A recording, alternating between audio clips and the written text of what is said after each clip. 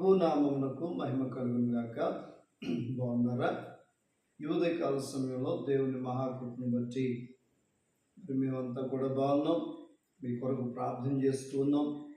మరి ఏదైనప్పటికీ మా అనుదిన ప్రార్థన ద్వారా కొన్ని ఆత్మీయ సందేశాలు వింటూ ఉన్నారని సంతోషిస్తూ ఉన్నాం.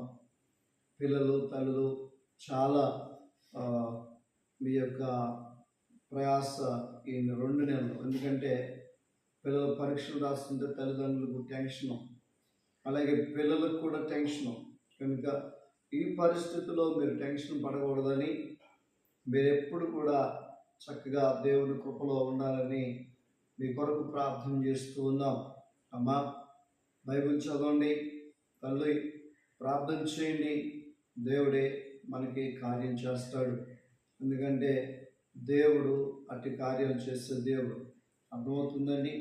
చూడండి, నెలకి 2 గ్రామాలు స్వార్థ అందిస్తూ ఉండగా మరి అది మనకి కష్టమే, కానీ దేవుడు జరిపిస్తూ ఉన్నాడు. దేవుని చిత్తం కనుక మరి దేవుని కృపలో ఈ రాత్రి దేవుని సన్నిధిలో మరి కుటుంబ ప్రార్థనకి వెళ్తున్నాం. మరి అక్కడ కూడా చక్కగా దేవుడు వాడుకోవాలని మీరు కూడా ప్రార్థన చేయండి. ప్రభునామాన్ని మహిమపరచండి. చూడండి, లోకాసువార్త 1వ అధ్యాయం 50వ వచనం. ఆయనకు భయపడి వారి మీద ఆయన కనికరము తరతరములకు ఉండును. ఏమని చెప్తుంది లేఖనం అంటే, ఆయనకు భయపడి వారి మీద ఆయన కనికరము తరతరములో ఉండును. ఏ కుటుంబం అయితే, ఏ బిడ్డలైతే ఆయనకు భయపడతారో ఆ భయపడేటువంటి వారి మీద దేవుని యొక్క కనికరం అనేది తరతరాలు ఉంటుంది. తల్లి అయిన మరియా, యేసేపు గారు వారిద్దరూ కూడా దేవునికి భయపడేవారు. అందుకనే వారు భయపడేవారు కనుక వాళ్ళిద్దరి మీద దేవుని యొక్క కనికరము తరతరాలకు ఉంది. ఈరోజు కూడా చెప్పుకుంటున్నామంటే వారు దేవునికి భయపడిన వారు, వారి కుటుంబం దేవునికి భయపడిన కుటుంబం.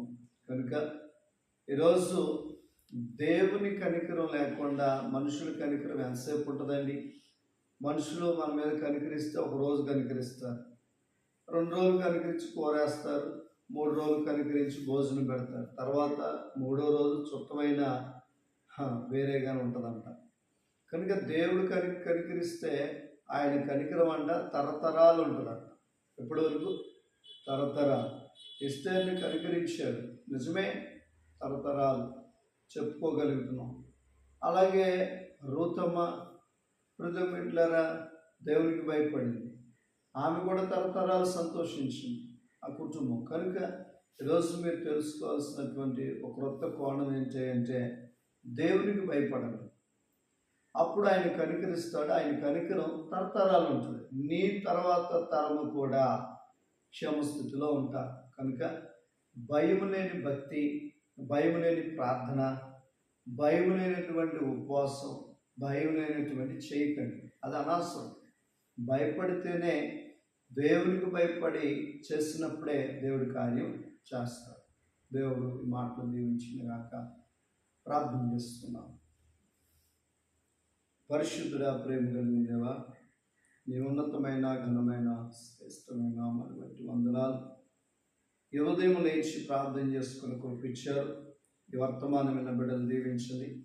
ఎవరు ఇంకా భయపడకుండా జీవిస్తున్నారో వారు భయపడి కనికరం పొందుకొని మేలు పొందుకునే భాగ్యము దయచేయమని, పరీక్షలు రాస్తున్న బిడ్డలకి, తల్లిదండ్రులకి టెన్షన్ లేకుండా సహాయం చేయమని, అప్పుల ఊబుల నుంచి విడిపించి, రోగాల నుంచి విడిపించి, ఏపూరు గ్రామంలో ఇచ్చిన వర్తమానం ఆ గ్రామానికి మేలుగా మార్చమని యేసు నామములో అడుగుచున్నాను తండ్రి, ఆమేన్.